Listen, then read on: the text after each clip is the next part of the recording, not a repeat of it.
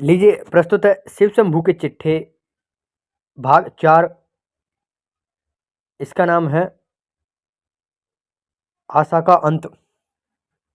देखिए कहाँ से शुरू किया लेखक ने। माय लॉर्ड, हमेशा माय लॉर्ड से शुरू करते हैं ये। माय लॉर्ड, अब के आपके भाषण में नया किरकिरा कर दिया। सॉरी, आपके भाषण ने नशा किरकिरा कर दिया। संसार के सब दुखों और समस्त चिंताओं को जो शिव शंभू शर्मा दो चुल्लू बुट्टी पीकर भुला देता था, आज उसका उस प्यारी विजय पार भी मन नहीं है। आशाओं से बंधा हुआ ये संसार चलता है। रोगियों को रोग से, कैदियों को कैद से, ऋणियों को ऋण से, कंगाल को दरिद्रता से। इसी प्रकार हर एक क्लेशित पुरुष को एक दिन अपने क्लेश से मुक्ति होने की आशा होती है, चाहे उसे इस जीवन में क्लेश से मुक्ति मिले न मिले। पर आशाओं के सहारे पर इतना होता है कि वह धीरे धीरे क्लेशों को झेलता हुआ एक दिन इस क्लेशमय जीवन से तो मुक्ति हो जाता है। पर हाय, अब उसकी यह आशा भी भंग हो जाए, उस समय उसके कष्ट का क्या ठिकाना। देखिए एक शेर है, किस्मत पे उस मुसाफिर के खस्त का के रोइए, जो थक गया हो बैठ के मंजिल के सामने। देखिए आगे, बड़े लाट होकर आपके भारत में पदार्पण करके समय इस देश के लोग श्रीमान से जो आशाएं करते और सुख स्वप्न देखते थे, वह सब उड़न छू हो गए। इस कलकत्ता महारानी के समाचार पत्र कुछ दिन चौंक चौंक पढ़ते थे कि आज बड़े लाट अमुक मोड़ पर वेश बदलने के एक गरीब काले आदमी से बातें कर रहे हैं थे। परसों अमुक ऑफिस में जाकर काम की चक्की में पिसते हुए क्लेशों क्लर्कों की दशा देख रहे थे और उनसे कितने ही बात पूछते हैं। इससे हिंदू समझने लगे कि फिर से विक्रमादित्य का आविर्भाव हुआ या अकबर का अमल हो गया। मुसलमान ख्याल करके लगे कि खलीफा सीधी का जमाना आ गया। पारसियों को आपको नौसिरवां समझने की मोहलत पाई न थी या नहीं, ठीक नहीं कहा जा सकता, क्योंकि श्रीमान ने जल्द अपने कर्मों से ऐसे जल्दबाज लोगों को कष्ट कल्पना करके करने के कष्ट से मुक्त कर दिया। वह लोग थोड़े ही दिनों में इस बात के समझने योग्य हो गए कि हमारा प्रधान शासक न विक्रम के रंग ढंग का है, न हारून या अकबर के ही। उसका रंग ही निराला है, किसी के रंग से नहीं मिलता। माय लॉर्ड, इस देश की दो चीज़ों में अजब तासीर है, एक यहाँ के जलवायु की और दूसरी यहाँ के नमक की। उसी जलवायु से उत्पन्न होता है नीरस से नीरस। शरीर में यहाँ का जलवायु नमकीनी ला देता है। यह मज़ा यह है कि उसे उस नमकीनी खबर तक नहीं होती। एक पारसी का कवि कहता है कि हिंदुस्तान में एक हरी पत्ती तक बेनमक नहीं है, मानो यह देश नमक से सींचा गया है। किंतु शिव शंभू शर्मा का विचार कवि से कुछ आगे है। वह समझता है कि यह देश नमक की एक महाखानी है, इसमें जो पड़ गया वही नमक बन गया। श्रीमान कभी चाहे तो सांबर झील के तट पर खड़े होकर देख सकते हैं। सांबर झील, जयपुर में सांबर झील है मित्रों। जो कुछ उसमें गिर जाता है वह भी नमक बन जाता है। यहाँ के जलवायु से अलग खड़े होकर कितने ही महीनों बड़ी बड़ी अटकलें लगाई और लंबे चौड़े मंसूबे बंधे, पर यहाँ के जलवायु का असर होते ही वह सब काफूर हो गए। अफसोस माय लॉर्ड, यहाँ के जलवायु की तासीर आपने अपनी पिछली दशा के स्मरण रखने की शक्ति नहीं रखने दी। नहीं तो अपनी 6 साल पहले की दशा में अब की दशा का मिलान चकित होते, घबरा के कहते कि मैं क्या हो गया। मैं वही हूँ जो विलायत से भारत की ओर चलने से पहले था, बम्बई में, जहाँ से उतरकर भूमि पर पांव रखते ही यहाँ के जलवायु का प्रभाव आप पर आरंभ हो गया था। उसके प्रथम फलस्वरूप कलकत्ते में पदार्पण करते ही आपके यहाँ म्यूनिसिपल कॉरपोरेशन की स्वाधीनता की समाप्ति की। जब वह प्रभाव कुछ बढ़ा तो अकाल पीड़ितों की सहायता करते समय आपकी समझ में आने लगा कि इस देश में कितने ही अभागे सचमुच अभागे हैं नहीं, वरंच अच्छी मजदूरी के तलाश के जबरदस्ती अकाल पीड़ितों में मिलकर दयालु सरकार को हैरान करते हैं, इसकी मजदूरी कड़ी की गई। इसी प्रकार जब प्रभाव तेज हुआ तो आपने अकाल की तरफ से आंखों पर पट्टी बांधकर दिल्ली दरबार किया। अंत को गत वर्ष आपने यह भी साफ कह दिया कि बहुत से पद ऐसे हैं जिनको पैदाइशी तौर से अंग्रेजी ही पाने के योग्य हैं। भारतवासियों की सरकार जो देती है वह भी उनकी हैसियत से बढ़कर है। तब इस देश के लोगों ने समझ लिया कि अब श्रीमान पर यहाँ के जलवायु का पूरा सिक्का जम गया। उसी समय आपको स्वदेश दर्शन की लालसा हुई। लोग समझते चलो अच्छा हुआ, जो हो चुका वह हो चुका, आगे तरीसी का अधिक उन्नति से पीछा छूटा। किंतु आप कुछ न समझे कार्यों में जब श्रीमान की आयु अचानक 7 साल बढ़ाकर 40 हो गई, उस समय भी श्रीमान की समझ में आ गया कि वहाँ की सुंदर हवा के प्रताप से आप 40 साल के होने पर भी 32 के दिखाई देते हैं। पर इस देश की आबो हवा तासीर आपको बहुत कुछ समझ नहीं आई। वह विलायत में श्रीमान के साथ लगी गई और जब तक वहाँ रहे अपना जोर दिखाती रही, वहाँ तक कि फिर आपको एक बार देश में उठा लाई, किसी विघ्न बाधा की परवाह न की। अच्छा, माय लॉर्ड वापस आ गए। माय लॉर्ड, इस देश का नमक यहाँ के जलवायु का साथ देता है, क्योंकि उसी जलवायु से उसका जन्म हुआ है। उसकी तासीर भी साथ साथ होती रही। वह पहले विचार बुद्धि खोता है, पीछे दया और सहृदयता को भागता है और उदारता को हजम कर जाता है।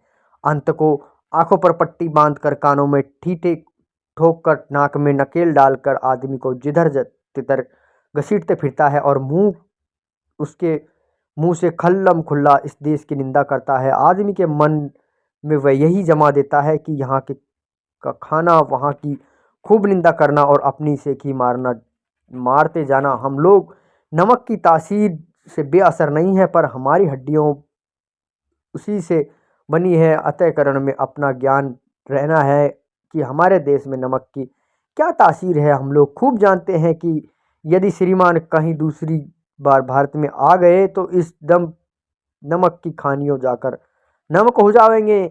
इसी से चाहते थे कि दोबारा आप न आवे, पर हमारी पेश न गई। आप आए और आते ही उसकी नमक तासीर का फल अपने काउंसिल और कॉन्वेंसमेंट में प्रकट कर डाला। ठीक है,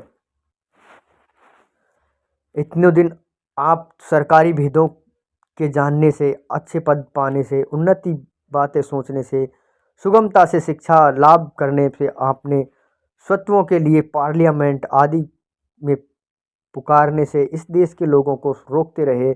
आपकी शक्ति में जो कुछ था वह करते रहे, पर उसी पर भी संतोष न हुआ। आप भगवान की शक्ति पर भी हाथ चलाने लगे। जो सत्य प्रियता इस देश को सृष्टि आदि के मिली, जिस देश का ईश्वर सत्य ज्ञान मम ब्रह्मा है, वहाँ के लोगों का सभा में बुला के ज्ञानी और विद्वान का चोला पहनकर उसके मुंह पर जूठा और मक्कार कहने लगे। विचारिए तो यह कैसे अधःपतन की बात है। जिस देश में स्वदेश को श्रीमान ने आदर्श सत्य का देश और वहाँ के लोगों को सत्यवादी कहा है, उसका आला नमूना क्या श्रीमान ही है। यदि सचमुच विलायत वैसा ही देश है जो जैसा आप फरमाते हैं, और भारत भी आपके कथनानुसार मिथ्यावादी और धूर्त देश है, तो भी क्या कोई इस प्रकार कहता है गिराने ठोकर मारना और क्या सज्जन और सत्यवादी का काम है। अपनी सत्यवादी प्रकाश करने के लिए दूसरे को मिथ्यावादी कहना ही सत्यवादी का सबूत है। अच्छा, my Lord, bar bar my Lord कहते हैं, क्या बात है। माय लॉर्ड, जब आपने अपने शासन में होने के विचार को भूलकर इस देश की प्रजा के हृदय में चोट पहुंचाई, तो दो एक बातें पूछ लेने में शायद कुछ गुस्ताखी न होगी। सुनिए, विजित और विजेताओं में बड़ा अंतर है। जो भारतवर्ष 1000 साल के विजेताओं के पांव में लौट रहा है, क्या उसकी प्रजा की सत्यप्रियता विजेता इंग्लैंड के लोगों की सत्यप्रियता का मुकाबला कर सकती है। ये देश भी यदि विलायत की भांति स्वाधीन होता है और यहाँ के लोग ही यहाँ के राजा होते हैं, तब यदि अपने देश के लोगों को यहाँ के लोगों से अधिक सच्चा साबित कर सकते तो आपकी अवश्य कुछ बहादुरी होती। स्मरण करिए उन दिनों को कि जब अंग्रेजों के देश पर विदेशियों का अधिकार था। उस समय आपके स्वदेशियों की नैतिक दशा कैसी थी, उसका विचार तो कीजिए। मित्रों, इसमें लिखा है कि अगर हमारा देश आज़ाद हो तब बराबरी की जाए अंग्रेज़ों से, तो आज कर सकते हैं आप बराबरी, अंग्रेज़ों से कहीं कम नहीं है हम। लेकिन एक बात आपने सुनी होगी कि इंग्लैंड किसी का गुलाम नहीं रहा, लेकिन यहाँ इन्होंने कह रखा है कि विलायत भी किसी का गुलाम था। ये एक प्रश्न चिन्ह है आपके लिए, आप इतिहास में ढूंढ कर चेक करिए। ठीक है, स्मरण करिए उन दिनों को जब अंग्रेजों के देश पर विदेशियों का अधिकार था। ध्यान रखिए उस समय आपके स्वदेशियों की नैतिक दशा कैसी होगी, उसका विचार तो कीजिए। यह वह देश है जो हजारों साल पराए पांव के नीचे रहकर भी एकदम सत्यता के से चुस्त नहीं हुए, एक कदम सत्यता से च्युत नहीं हुआ, यानी कि हटा नहीं। यदि आपका यूरोप या इंग्लैंड 10 साल भी पराधीन हो जाता तो आपको मालूम पड़े कि श्रीमान के स्वदेशी कैसे सत्यवादी और नीतिपरायण है। जो देश कर्मवादी है वह क्या बड़ी असत्यवादी हो सकता है। आपके स्वदेशी यहाँ बड़ी बड़ी इमारतों में रहते हैं और जैसी रुचि हो वैसे पदार्थ भोग सकते हैं। भारत आपके लिए भोग्य भूमि है, किंतु इस देश के लाखों आदमी इसी देश में पैदा होकर आवारा कुत्तों की भांति भटक भटक कर मरते हैं। उनको दो हाथ भूमि बैठने को नहीं, पेट भर खाने को नहीं, मैले चिथड़े पहनकर उम्रें बिता देते हैं और एक ही दिन कहीं पढ़कर चुपचाप प्राण दे देते हैं। हाल की इस सर्दी में कितने ही लोगों का प्राण जहाँ तहाँ निकल गए। इस प्रकार क्लेश पाकर मरने पर भी क्या कभी लोग यह करते हैं कि पापी राजा है, हम इससे हमारी यह दुर्गति है। माय लॉर्ड, वह कर्मवादी हैं, वही यही समझते हैं वही यही समझते हैं कि किसी का कुछ दोष नहीं, सब हम हमारे पूर्व कर्मों का दोष है। हाय हाय, ऐसी प्रजा के आप ऐसी प्रजा को आप धूर्त कहते हैं। कभी इस देश में आकर आपने गरीबों की ओर ध्यान न दिया, यहाँ की दीन दुखी प्रजा की दशा पर विचार नहीं किया, कभी 10 मीठे शब्द सुनाकर यहाँ के लोगों को उत्साहित नहीं किया। फिर विचार तो गालियाँ यहाँ के लोगों को आपने किस कृपा के बदले में दी। पराधीनता की सब में जी में बड़ी भारी चोट होती है, पर महारानी विक्टोरिया के सहृदय बर्ताव ने यहाँ के लोगों को जिसे वह दुख भुला दिया। इस देश के लोग सदा उनको माता तुल्य समझते रहे। अब उनके पुत्र महाराजा एडवर्ड भी इस देश के लोगों की वैसी ही भक्ति है, किंतु आप उन्हीं सम्राट एडवर्ड के प्रतिनिधि होकर इस देश की प्रजा के अत्यंत अप्रिय बने हैं। यह इस देश की बड़े ही दुर्भाग्य की बात है। माय लॉर्ड, इस देश की आप प्रजा को आप नहीं चाहते और वह प्रजा आपको नहीं चाहती, फिर भी आप इस देश के शासक हैं और एक बार नहीं तो दूसरी बार शासक हुए। यही विचार कर आप इस अनबूढ़े भंगड़ ब्राह्मण का नशा किरकिरा हो जाता है। कोई ये भी प्रश्न पूछ सकता है आपसे लिखित परीक्षा में कि ये बूढ़े ब्राह्मण का नशा किरकिरा हो जाता है, से लेखक का क्या तात्पर्य है। तो क्या तात्पर्य है कि नशा क्यों किरकिरा हो जाता है कि एडवर्ड के प्रतिनिधि होकर आपने एडवर्ड की एक भी बात को नहीं समझा और महारानी विक्टोरिया की सारी बातें खारिज कर दी। तो ये था भाग 4, भारत मित्र में छपा था 25 फरवरी 1905 को, डेट याद रखिएगा। आइए जानते हैं शिव शंभू के चिट्ठी निबंध के अगले भाग को।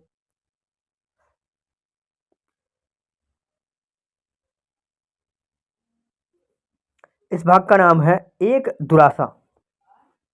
नारंगी के रस में जाफरानी बसंती बूटी छानकर शिव शंभू शर्मा खटियों पर पड़े मौजों का आनंद ले रहे थे। ख्याली घोड़े की बाग में ढीली कर दी थी, वह मनमानी जकंदे भर रहा था, हाथ पांव को विस्वाधीनता दिखाई दी। वह खटिया के तुल और की सीमा उल्लंघन करके इधर उधर निकल गए थे। कुछ देर इसी प्रकार शर्मा जी का शरीर खटिया पर था और ख्याल दूसरी दुनिया में। अचानक एक खुरीली गाने की आवाज ने चौंका दिया। कन रसिया शिव शंभू खटिया पर उठ बैठे, कान लगाकर सुनने लगे। कानों में यह मधुर गीत बार बार अमृत डालने लगा। चलो चलो आज खेलें होली कन्हैया घर। ठीक है। कमरे से निकलकर बरामदे में खड़े हुए। मालूम हुआ कि पड़ोस में किसी अमीर के यहाँ गाने बजाने की महफिल हो रही है। कोई सुरीली लय से उक्त होली गा रहा था। गा रहा है। साथ ही देखा बादल घिरे हुए हैं, बिजली चमक रही है, रिमझिम झड़ी लगी हुई है। बसंत में सावन देखकर आज अकल जरा चक्कर में पड़ गई। विचार लगने लगा कि गाने वाले को मल्हार गाना चाहिए था, न कि होली। साथ ही ख्याल आया कि फागुन सुदी है, बसंत के विकास का समय है, वह होली क्यों न गावे। इसी में तो गाने वाले की नहीं, विधि की भूल है जिसमें बसंत के सावन बना दिया। कहाँ तो चांदनी छिटकी होती, निर्मल वायु बहती, कोमल की कूक सुनाई देती।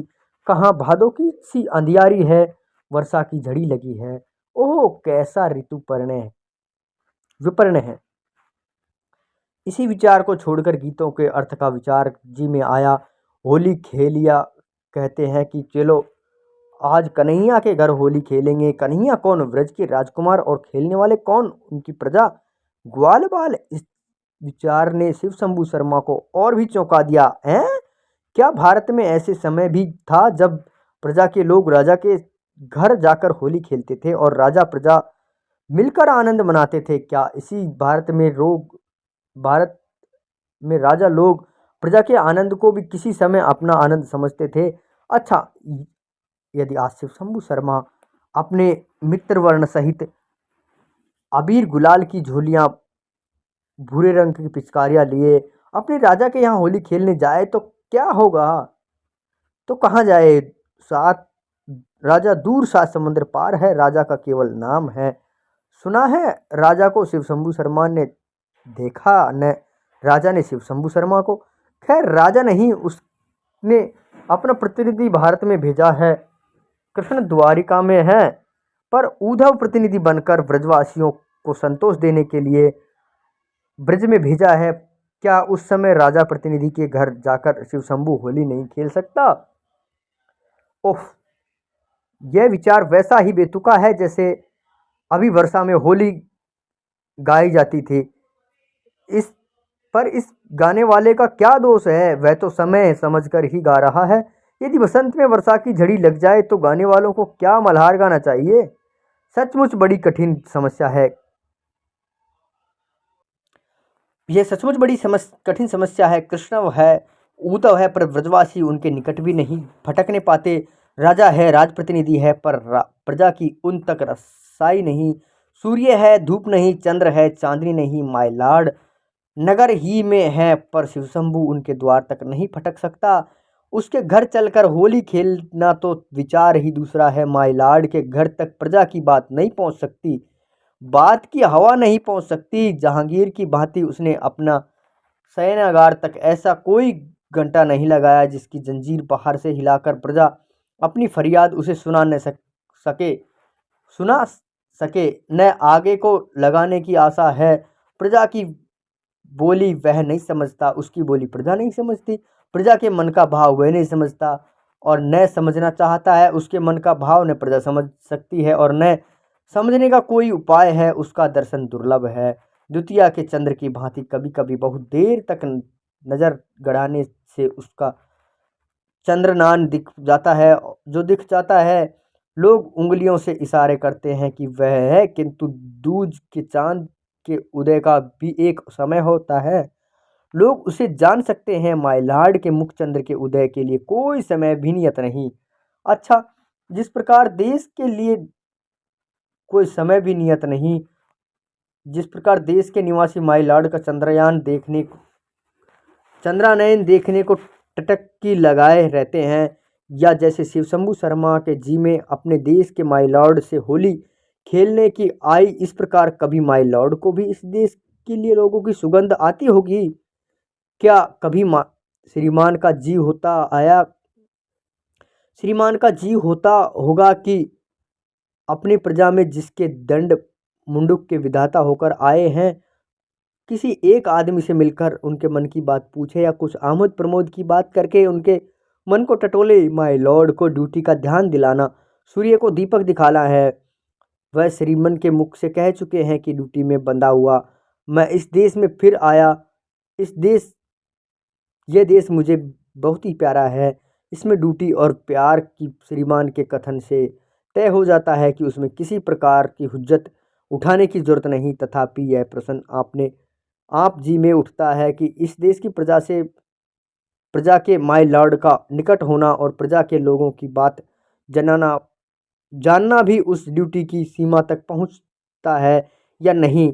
यदि पहुंचता है तो क्या श्रीमान बता सकते हैं कि आपने 6 साल के लंबे शासन में इस देश की प्रजा को क्या जाना और उसमें क्या संबंध उत्पन्न किया जो पहरेदार सिर पर फेंटा बांधे हाथ में संगीनदार बंदूक लिए काठ के पुतलों की भांति गवर्नमेंट हाउस के द्वार पर दंडायमान रहते हैं या छाया मूर्ति की भांति जरा इधर उधर हिलते डुलते दिखाई देते हैं। कभी उनको भूले भटके आपने पूछा है कि कैसी गुजरती है किसी काले प्यादे चपरासी या खानसामा आदि से? कभी आपने पूछा है कि कैसे रहते हो प्यारे देश की क्या हालचाल है? तुम्हारे देश में लोग हमारे राज्य को कैसा समझते हैं? क्या इन नीचे दर्जे के लोग नौकर चाकर कभी माय लॉर्ड के श्रीमुख से निकले हुए अमृत रूपी वचन के सुनने का सौभाग्य प्राप्त हुआ है, या खाली पेड़ों पर बैठी चिड़ियाओं का शब्द ही सुनने उनके कानों तक पहुंच रह गया है? क्या कभी सैर तमाशे में टहलने के समय या किसी एकांत स्थान में देश के किसी आदमी से कुछ बातें करने का अवसर मिला है, अथवा इस देश के प्रतिनिधि बेरज आदमी को अपने घर पर बुलाकर इस देश के लोगों के सच्चे विचार जानने की चेष्टा की, अथवा कभी विदेश या रियासतों के तौर में उन लोगों के सिवा जो झुककर लंबी सलामें करते आए हैं किसी सच्चे और बेपरवाह आदमी से कुछ पूछने या कहने का कष्ट किया? सुनते हैं कि कलकत्ते में श्रीमान ने कोना कोना देख डाला। भारत में क्या भीतर क्या सीमाओं पर कोई जगह बिना नहीं छोड़ी।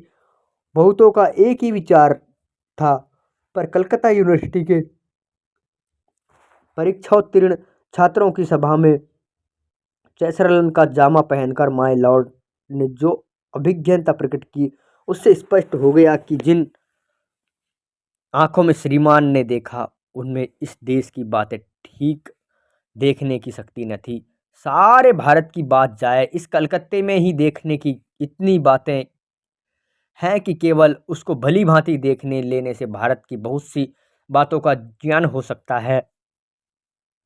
माय लॉर्ड के शासन के 6 साल हालवेल के स्मारकों में लाठ बनाने में, ब्लैक हल का पता लगाने में, अख्तर लोनी की लाठ में मैदान से उठवाकर वहां विक्टोरिया मेमोरियल हॉल बनवाने में, गवर्नमेंट हॉल के आसपास अच्छी रोशनी, अच्छे फुटपाथ और अच्छी सड़कों का प्रबंध कराने में बीत गए। दूसरा दोस्त भी वगैरह से ही कामों में बीत गया दूसरा दौर भी वैसे ही कामों में बीत गया। संभव है कि उनमें श्रीमान के दिलचस्प अंग्रेजी मुहल्लमों में कुछ और बड़ी बड़ी सड़कें निकल जाए और गवर्नमेंट हाउस की तरफ से स्वर्ग की सीमा और बढ़े जावे, पर नगर जैसे अंधेरे में था वैसे ही रहा, क्योंकि जरूरत उसकी असली दशा देखने के लिए और ही प्रकार की आंखों की जरूरत है। जब तक वह आंखें न होंगी वह ये अंधेर यूं ही चल जावेगा।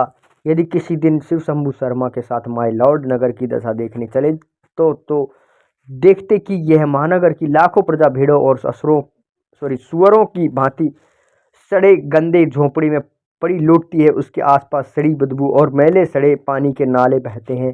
कीचड़ और कूड़े के ढेर चारों ओर लगे हुए हैं। उनके शरीर पर मैले कुचेले फटेले चिथड़े लगते हुए हैं।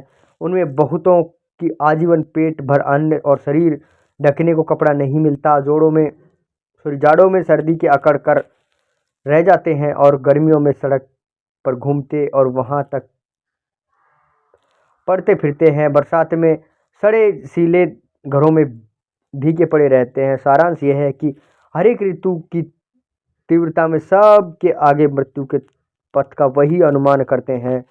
मौत ही एक है जो उसकी दशा पर दया करके जल्द जल्द उसके जीवन रूपी रोग के कष्ट छुड़ाती है। परंतु क्या इनसे भी बढ़कर कोई और दृश्य नहीं? हाँ, पर जरा और स्थिरता से देखने के हैं। बालू में बिखरी हुई चीनी को हाथी अपने सूंड से नहीं उठा सकता। उसके लिए चींटी की जिह्वा दरकार है। इसके कलकत्ते में इसी इमारत के नगरों में माय लॉर्ड की प्रजा में हजारों आदमी ऐसे हैं जिनको रहने को सड़ा झोंपड़ा भी नहीं। गलियों और सड़कों पर घूमते घूमते जहाँ जगह देखने को ते हैं कि वहीं पड़े रहते हैं। पहरे वाले आकर झंडा लगाते हैं तो सरक कर दूसरी जगह पड़ते हैं। बीमार होते हैं तो सड़कों पर ही पड़े पांव पीट कर मर जाते हैं। कभी आग जलाकर खुले मैदान में पड़े रहते हैं। कभी कभी हलवाइयों की भट्टियों से चमट कर रात काट देते हैं। नित्य इनकी 2-4 लाशें जहां तहां पड़ी हुई पुलिस उठाती है। भला माय लॉर्ड तक उनकी बात कौन पहुंचावे? दिल्ली दरबार में भी यहाँ सारे भारत का वैभव एकमात्र था। सैकड़ों ऐसे लोग दिल्ली की सड़कों पर पड़े दिखाई देते हैं, पर उनकी ओर देखने वाला कोई नहीं था। माय लॉर्ड एक बार इन लोगों को देख तो पाते कि पूछने की जगह हो जाती कि वे लोग किस ब्रिटिश राज्य के सिटीजन हैं या नहीं।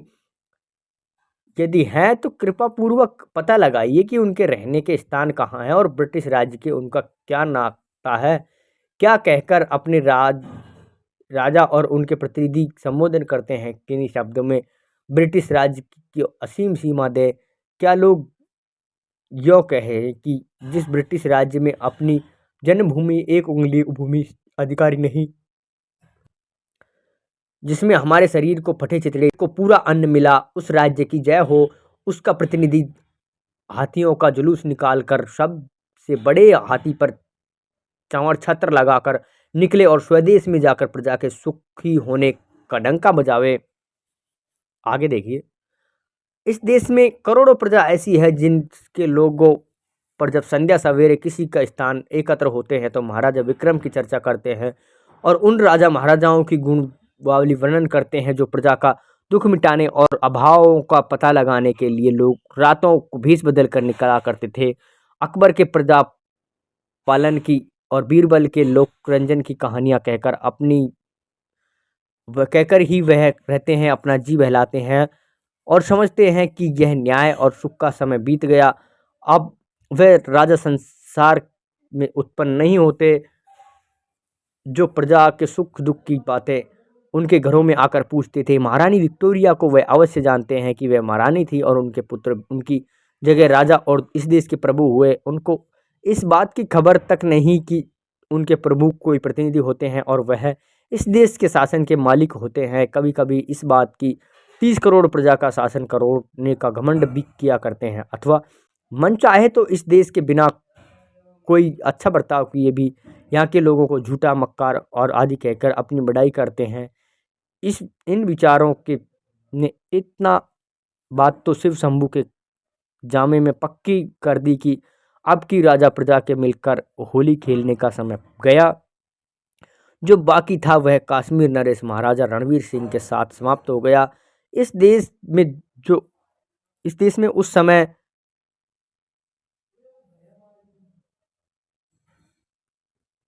कि फिर लौटने की जल्द आशा नहीं। इस देश की प्रजा का वह भाग्य नहीं है, साथ ही साथ राजपुरुष का भी ऐसा सौभाग्य नहीं जो यहाँ के प्रजा के अकिंचित प्रेम को प्राप्त करने की परवाह करे। माय लॉर्ड अपने शासन काल का सुंदर से सुंदर सचित्र इतिहास स्वयं लिखवा सकते हैं। वह प्रजा के प्रेम की क्या परवाह करेंगे? तो भी इनका संदेश भंगर शिव शंभू शर्मा अपने प्रभु तक पहुंचा देना चाहता है कि आपके द्वार पर होली खेलने की आशा लेने वाले एक ब्राह्मण को कुछ न तो कभी न कभी पागल समझकर ही स्मरण कर लेना। वह आपकी गूंगी प्रजा का एक वकील है जिसके शिक्षित होकर मुंह खोलने तक आपका कुछ करना नहीं चाहिए। बुमला जिमा को सुल्तान के रसानंद ई दुआरा भी बेशुक्र बादशाही के नजरमंद मदारा। भारत मित्र है पत्रिका का नाम। भारत मित्र 18 मार्च 1905 को। देखिए ये भाग